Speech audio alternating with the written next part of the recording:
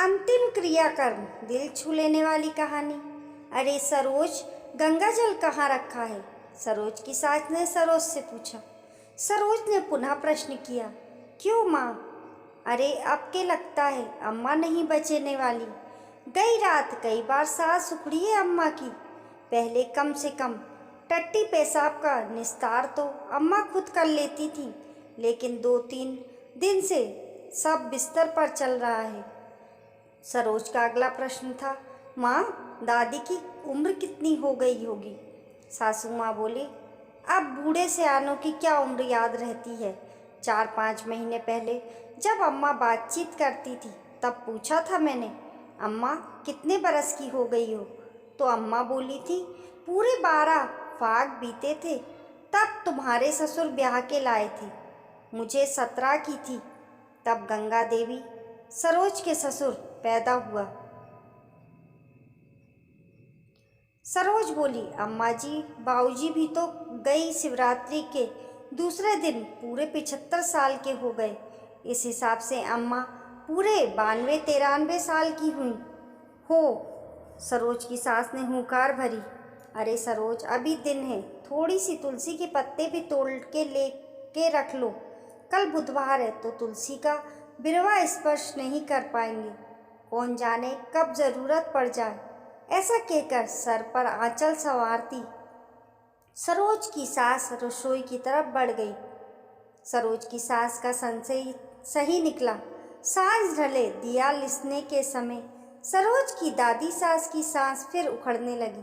पूर्व नियोजित योजना के तहत दादी के मुंह में तुलसी की पत्ती व गंगा जल चुआ दिया गया और जल्द ही सरोज की दादी सास की रेल के इंजन की तरह धड़ धड़ करती धड़कन ठंडी होकर मंद पड़ने लगी और कुछ देर बाद किसी पुरानी घड़ी के पेंडुलम की भांति थम गई।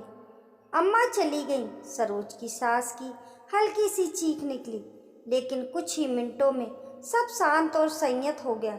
सरोज की सास ने घर में सूतक करने की घोषणा की। सास ने सरोज से कहा कि बड़े बक्सों में ताला डाल दे सरोज, अगर उन बक्सों के कपड़े हमने छू लिए तो ऐसी ठंड में कौन धोएगा इतने कपड़े। तीसरे की सफाई में वैसे ही पूरा घर द्वार साफ करना पड़ेगा। सरोज की दादी सास का शव बिस्तर से उतार कर पार्थिव कर दिया गया। फर्श पर लेटे उनके शव के सिरहाने एक दिया बेमन से टिमटिमाने लगा। घर के बच्चे जो बूढ़ी दादी को सोया हुआ समझ रहे थे, कूद फांद करने लगे। घर के बड़ों ने उन्हें डांट डपट कर अंदर वाले कमरे में ठेल दिया। सरोज की सास सरोज को किए जाने वाले और ना किए जाने वालों कामों की ताकीद करने लगी। मसलन 3 दिन सब्जी में हल्दी नहीं डालना है, भगवान नहीं छूना है, वगैरह वगैरह। रात में अंतिम संस्कार का इंतजार करती मैयत ने घर वालों के रात का खाना बेमज़ा कर दिया। अगल बगल के लोगों को जब सिद्धेश्वर के माँ के निधन का समाचार मिला तो शाल लपेटे, कान में टोपी लगाए कुछ लोग बाहर से ही हाल चाल जान कर चले गए। इतनी ठंड में घर जाकर रात में नहाने की इच्छा किसी की नहीं थी। एक भले मानस पड़ोसी ने अपने नौकर के हाथ चाय बिस्कुट भेज दिए थे, लेकिन चाय बिस्कुट से क्या होता। सरोज और उसकी सास ने यथा योग्य रात के खाने का इंतजाम किया। सिद्धेश्वर खाने के दौरान अपने दोनों बड़े लड़कों से 13वीं पर होने वाले खर्च, केटरर वगैरह की बात करने लगे। रात का पहर जैसे तैसे सरक कर बीत ही गया। सुबह जब अंत्येष्टि में शामिल होने के लिए महिलाओं और पुरुषों का तांता लगने लगा तो सरोज की सास व सरोज को किंचित रोकर दिखाना पड़ा।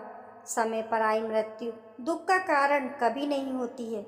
सरोज की दादी, जो कि अपनी संपूर्ण उम्र को भोग कर मरी थी, कि मृत्यु दुख का कारण तो कतई नहीं थी। खानदान के बाकी लोगों को खबर कर दी है या नहीं? भीड़ में से एक महिला ने सरोज की सास से पूछा। सास का रोता हुआ प्रत्युत्तर था, दोनों देवरों को खबर कर दिए, पर इतनी दूर से आना मजाक है क्या? आने में 2-3 दिन तो लग ही जाएंगे, तब तक मिट्टी ऐसे ही थोड़ी रखी रहेगी। महिलाओं के झुंड में से एक फुसफुसाहट भरी उभरी, बाहर पुरुषों में से कुछ ने बांस की व्यवस्था की। जिस व्यक्ति को अंतिम क्रिया की पूजा पाठ के लिए लाने वाले सामान की सूची थमाई थी, वह पैसों के लिए सिद्धेश्वर प्रसाद को ढूंढने लगा। मखाने, रोली, चंदन, लकड़ी, फूलों की माला, सब कुछ कितना महंगा हो गया है आजकल। उक्त व्यक्ति ने सोचा। अंदर महिलाओं के समूह ने शव के अंतिम स्नान व प्रसाधन की व्यवस्था उठाई। सरोज, जो रोज दादी के नहाने का पानी गर्म करती थी, उसने पुनः दादी के अंतिम स्नान के लिए नहाने का पानी चूल्हे पर चढ़ा दिया। महिलाओं की भीड़ सिद्धेश्वर जी की अम्मा के जीवन वृतांत पर चर्चा करने लगी। अंतिम संस्कार में एकत्रित हुए अधिकतर महिलाएं एक ही जाति विशेष अथवा समाज विशेष की होती हैं। ऐसे में दुख प्रदर्शन के अलावा दबी छुपी आवाज़ों में अन्य चर्चाएं भी सर उठाने लगती हैं। मसलन किसके लड़के की कहाँ नौकरी लग गई और कौन सी अंतरजातीय विवाह की इच्छुक है, फलाना फलाना। सरोज की चाची कई दिन से सरोज के दूर के रिश्तेदार की बुआ के लड़के से अपनी बेटी का रिश्ता चलाने के मूड में थी। आज सरोज की बुआ इस अवसर पर मिल गई थी, अतः फर्श पर बैठे महिलाओं के समूह में आगे खिसकते खिसकते चाची सुहासिनी की बुआ के पास जा बैठी। फिर इधर उधर की चर्चा करते करते पूछ ही बैठी, नीरज आजकल कहाँ है?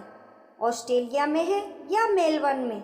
सरोज की बुआ ने ठंडा एवं गर्मोत्तर जवाब दिया, मेलबर्न में है।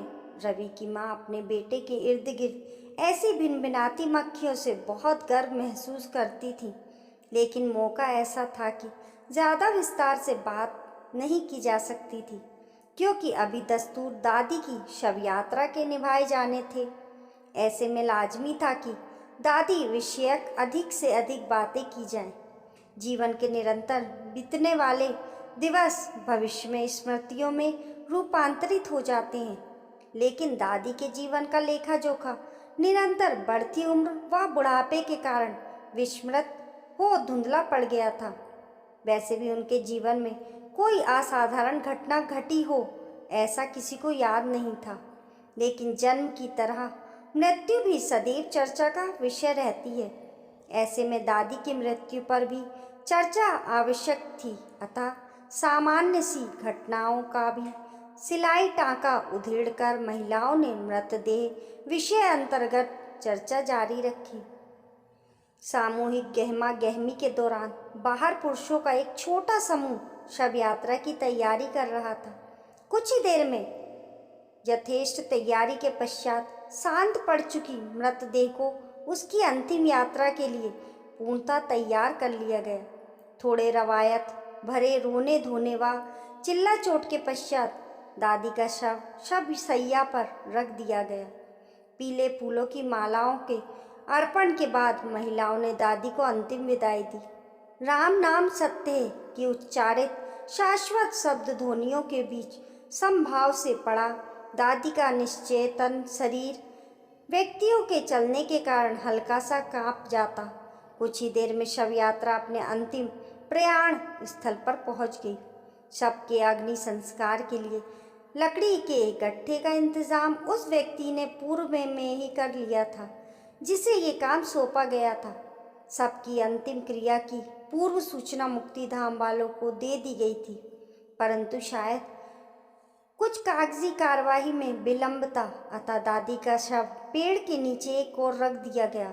बाकी के लोग वहीं कहीं सीमेंट की पट्टी बेंचों पर बैठे बैठे जरूरी फोन कॉल्स निपटाने लगे।